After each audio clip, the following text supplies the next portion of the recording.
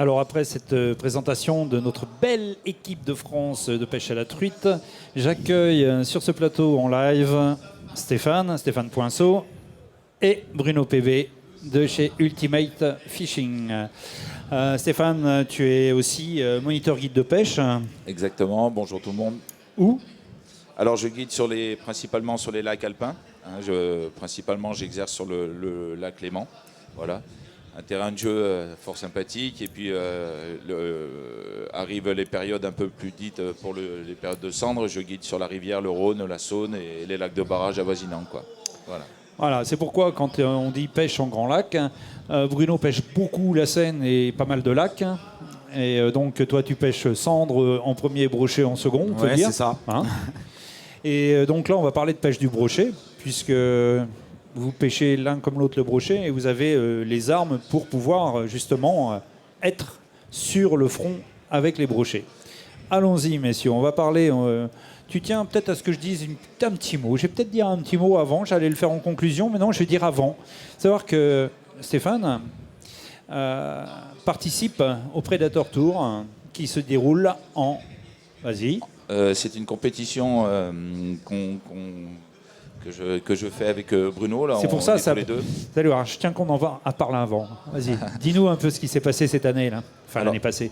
Oui, alors cette année, on a eu la chance de participer donc, à cet événement. C'est très compliqué pour nous, Français, de pouvoir s'inscrire parce qu'il y a une forte demande. Je crois qu'il y a eu cette année, il y avait plus de 350 demandes pour 110 bateaux retenus, donc c'est compliqué. C'est la deuxième année consécutive. L'année dernière, on avait eu une année un peu de découverte. On avait vu un peu les sites. Bruno connaissait beaucoup mieux la Hollande que moi.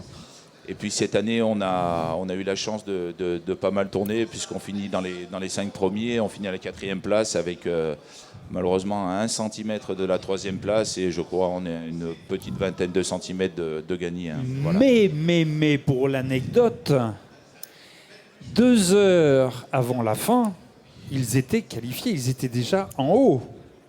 Et comme quoi une compétition, c'est jamais joué. Qu'est-ce qui s'est passé? Eh ben,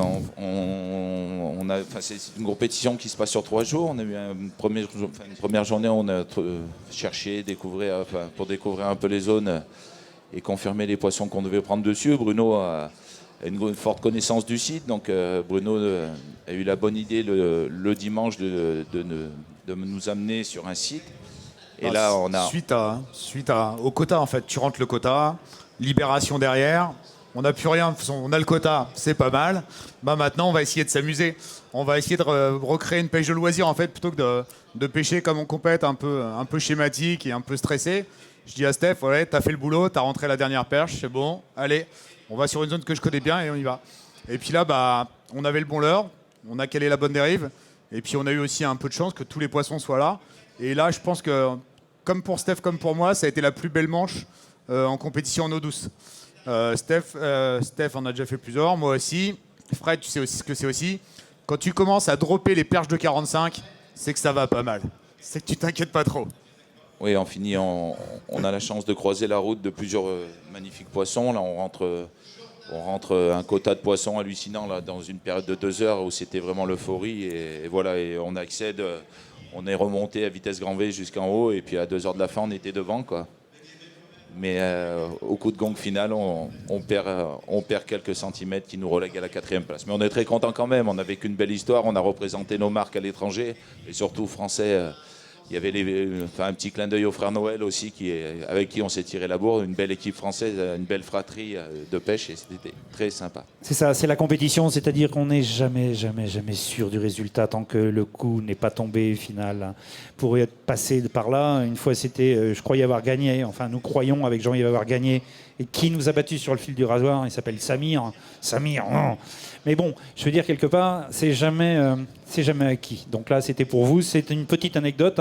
Ils font de la compète, ils pêchent en mer et en eau douce. Pour Bruno, pas mal en mer, pas mal en eau douce. Toi, tu fais un peu de mer et beaucoup d'eau douce, puisque ton métier t'oriente plus vers l'eau douce, ce qui est logique.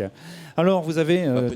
Excuse-moi, je te coupe, Fred. Une petite parenthèse. Aujourd'hui, si j'arrive un peu à performer au niveau compétition, je dois beaucoup au personnage que tu viens de citer, tu vois.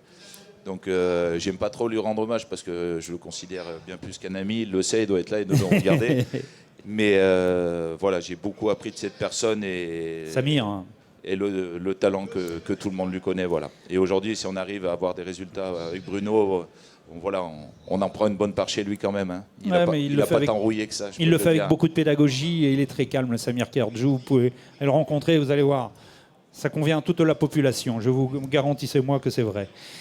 Et cela, on vous a fait effectivement prendre des places de fou sur la compète. C'est lui, c'est exactement ça. Alors, c'était pas ce coloris-là, mais c'était exactement ce leurre. Ça s'appelle un chatterbait.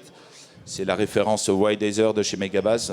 Moi, étant sponsorisé plus principalement par Megabass à travers les différentes marques que Bruno représente aussi à travers la marque, notre société Ultimate. C'est celui qui est dans le bassin d'ailleurs. Voilà, donc Bruno le fait actuellement nager. Donc c'est un chatterbait qu'on peut utiliser en plusieurs grammages. Bruno, je te laisse prendre un peu le relais pour la partie commerciale. Je sais Alors là, ce que j'utilise, c'est un 21 grammes. Nous, ce qu'on utilise régulièrement, c'est des 14 grammes, plus souvent, pour pêcher la bordure plutôt vite. On a essayé plusieurs trailers, voilà, et on a trouvé le meilleur combo, en tout cas celui qui nous fait rentrer le plus de poissons régulièrement, et notamment sur ce coloris, c'est le X-Layer Curly. Donc cette année, en plus, il arrive en 7 pouces. Voilà, nous on avait eu la chance pour la compète d'en avoir quelques-uns, donc ça nous a un peu aidé. Mais ce combo Shatter, le Wild Leader avec le X-Layer Curly, c'est vraiment formidable. Et puis on a trouvé avec Steph, à force de faire des combos, on a trouvé un combo tête, couleur et couleur de corps qui allait bien sur ce plan d'eau en tout cas. Alors, pour revenir, pour expliquer un peu pourquoi on choisit ce type de leurre, le chatterbait, ça correspond tout à fait pour la pêche du brochet sur les débuts de saison. D'accord ? On a pêché des zones, on pêche des zones toute l'année un peu plus profondes. Et en début de saison, c'est vrai qu'on a tendance à se rapprocher sur les zones un peu plus dites shallow, c'est-à-dire de 1 à 5 mètres ou 6, 7 mètres, enfin, pas très profondes. Voilà. Et c'est vrai que le chatterbait, on a la possibilité de l'animer de façon différente. On peut le soit de façon linéaire comme fait Bruno, on peut le faire en traction, c'est vraiment pas un problème. Mais il correspond tout à fait à ces pêches de début de saison. On peut jouer un peu sur la vitesse à laquelle on le ramène, on peut accélérer sur sa faire en réaction, dans ce cas-là, aller un peu moins vite. Vraiment, on a un panel d'exploitation énorme. Et le combo, c'est vrai que d'avoir un trailer derrière, un leurre volumineux, le X-Curly Layer, on en reparlera par la suite, mais ça donne, si vous voulez, du volume et c'est très, très preneur sur le brochet. Il n'y a aucun problème. Aujourd'hui, le White Desert chez Megabass existe en 5 coloris. D'accord. On a un panel de poids on a 3 grammages qui répondent un peu à toutes les pêches qu'on sollicite. Il n'y a vraiment aucun problème. Quel est le coloris favori, votre coloris favori? Alors, à toi, Bruno. Tu parles Du leurre souple, du trailer. du trailer, celui-ci, le Sparkleberry. Un dos. Montre-le, tu as une petite caméra sur ta gauche et tu as juste voilà, et regarde ce que ça donne à l'écran, comme ça voilà. C'est un coloris légèrement orangé sur le ventre et avec un dos un peu brun, marron, très sympa. Et toi? Eh ben, je ne vais pas être original, Fred, c'est le même. Voilà. C'est celui que j'utilise assez régulièrement, mais très honnêtement, tous les coloris s'adaptent au milieu que tu recherches. Hein. Là, on a un Pro Blue, voilà, c'est vraiment le Pro Blue dans les eaux claires, c'est vraiment un leurre qui fait la différence aussi. Donc voilà, moi j'ai. Alors que moi j'aurais pris celui-ci. Ouais, le Ayo est très très joli avec ces petites taches jaunes là, c'est très sympa. Alors je sais pas parce que c'est vrai que les couleurs et les goûts c'est pas toujours simple, mais il faut pêcher, il faut avoir de l'expérience, avoir 2-3 couleurs à passer pour changer, pour essayer de penser si la couleur apparaît en surface, bien sûr, ça donne pas toujours, mais dans les eaux, quand on descend dans la couche d'eau, effectivement. La couleur, quelquefois, joue un rôle primordial. C'est clair. Le Ayu, Fred, pour répondre à ta question, est bien meilleur sur les bars et sur les cendres. C'est ça. C'est ça. C'est exactement ça.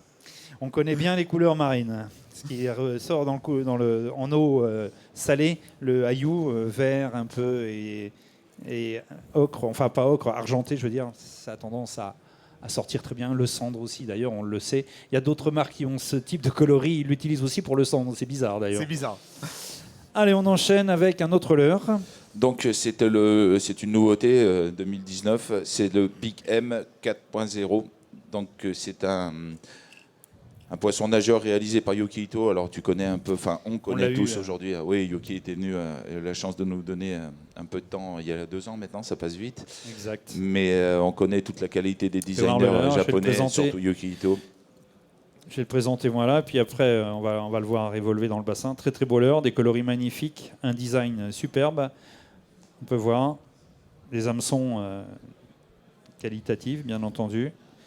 Alors pareil, présent sur 5 coloris.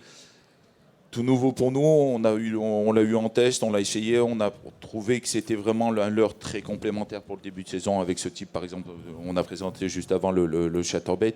C'est des poissons nageurs qui nous permettent de faire des temps d'arrêt très intéressants. On a l'habitude de l'utiliser, si vous voulez, sur des zones un peu dites... c'est un leurre qui ne descend pas très profond, ça descend à 1 mètre, 1 mètre 20 maximum, vous pouvez voir si on tire un peu dessus. On voit bien... Voilà, c'est pas un leurre qui a tendance à aller très profond. Vu la longueur de la bavette, on s'imagine bien qu'il ne va pas descendre trop profond.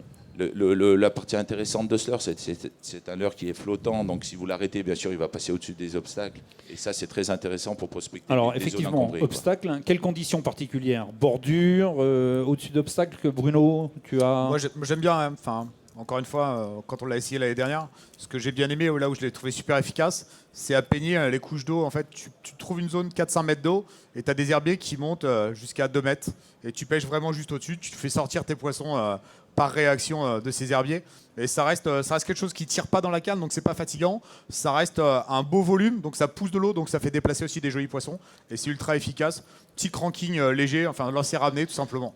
Un poids approximatif, une cinquantaine, non? 52 grammes. Exactement. D'accord, j'avais dit une cinquantaine, à peu près.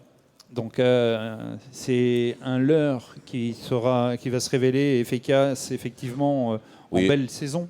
Oui, on peut l'utiliser un peu toute la saison, mais pareil, c'est sur des pêches, si tu veux, où tu as un peu des herbiers en début de saison, tu sais très bien que tu arrives. L'avantage, on a eu des tests très concluants sur des gros poissons. Donc c'est vraiment ce qui nous a encouragé à poursuivre et à le présenter un peu chez nous. C'est vraiment le leurre par excellence. Je sais que tu étais guide en Irlande. Ah bon? Voilà.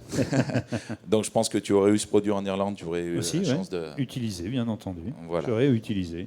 J'aime bien utiliser, quand on me promet quelque chose, j'aime bien l'utiliser. Même si je n'ai pas utilisé, je fais confiance aux gens qui utilisent. Je les écoute bien comme il faut pour l'utiliser du mieux possible. Parce que souvent on conseille les gens partent avec, mais ont oublié le conseil. Ce qu'ils font qu'ils vont utiliser le leur, mais pas comme on l'a conseillé nous.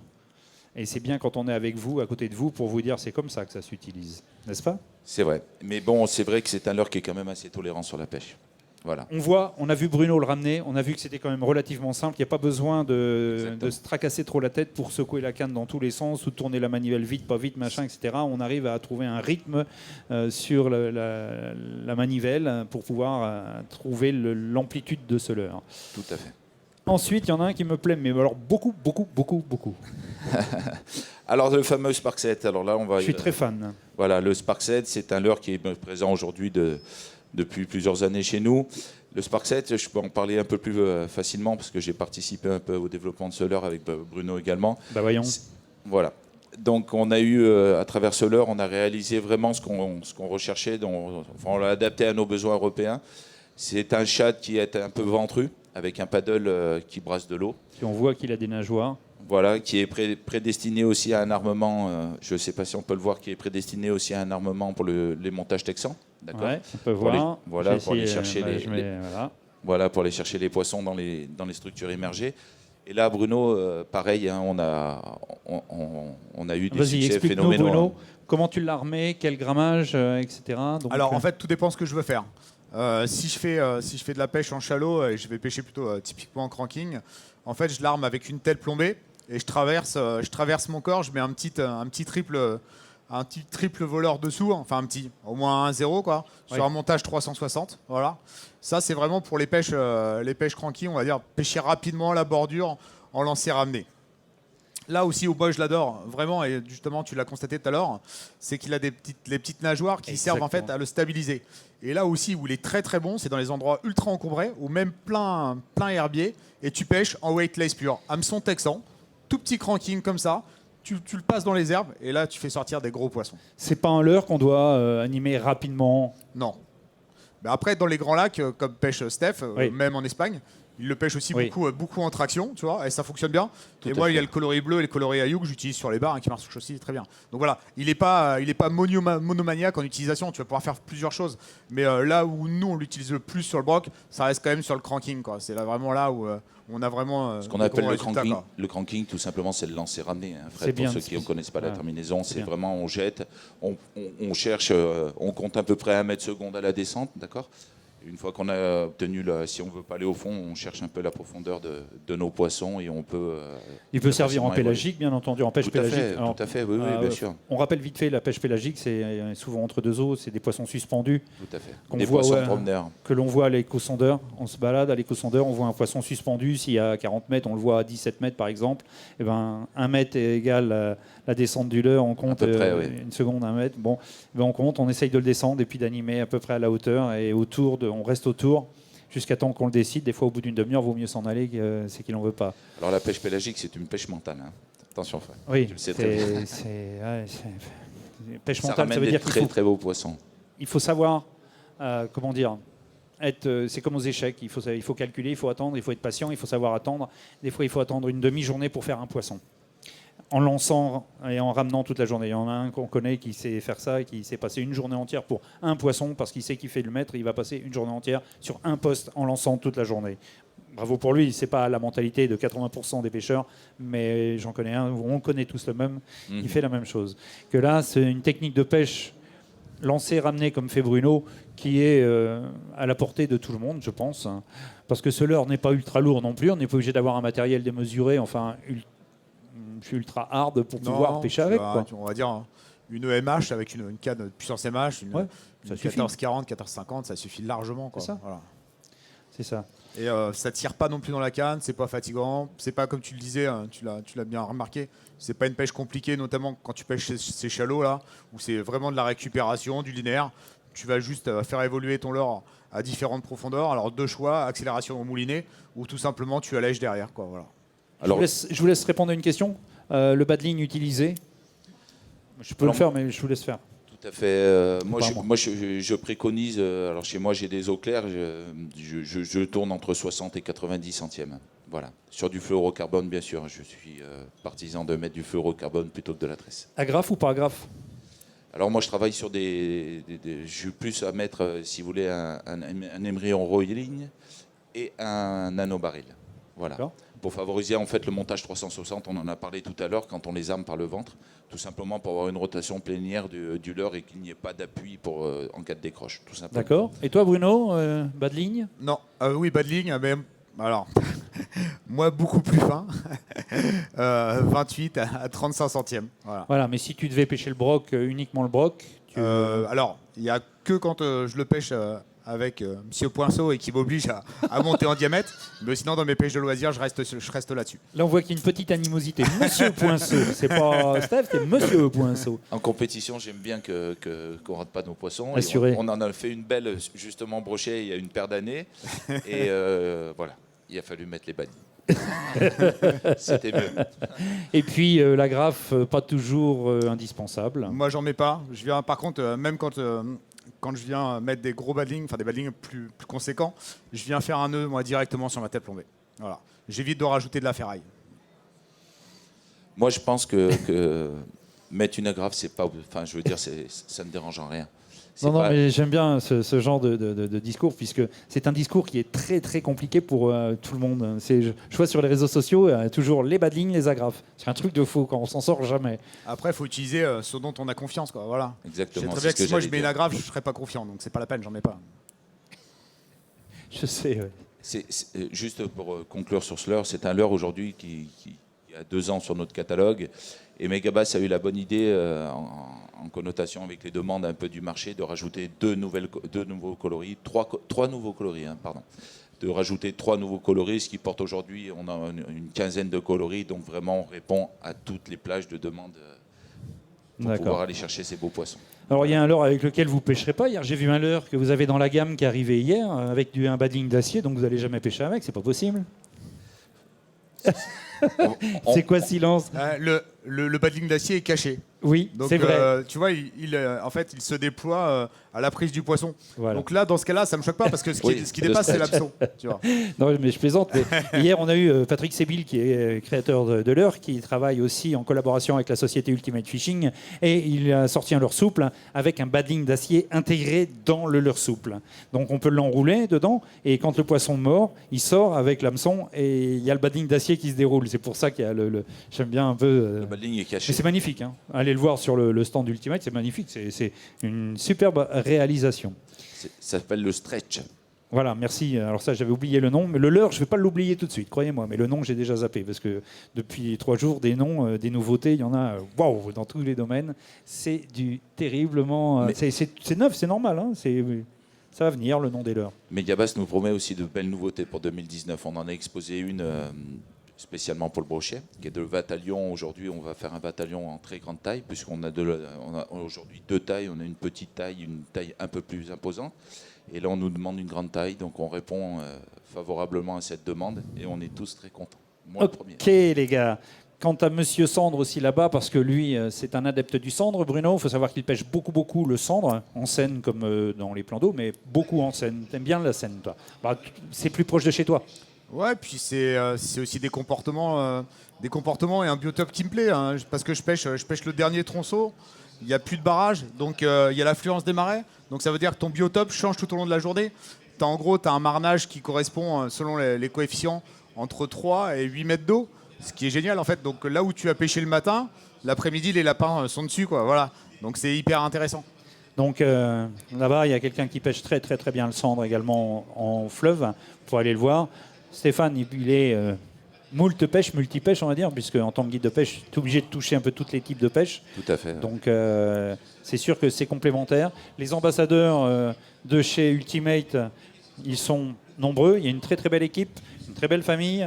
Allez les voir sur le stand. Vous ne serez certainement pas déçus des conseils prodigués comme on a pu les avoir ici. On va les applaudir, on les remercie. Applaudissez-les.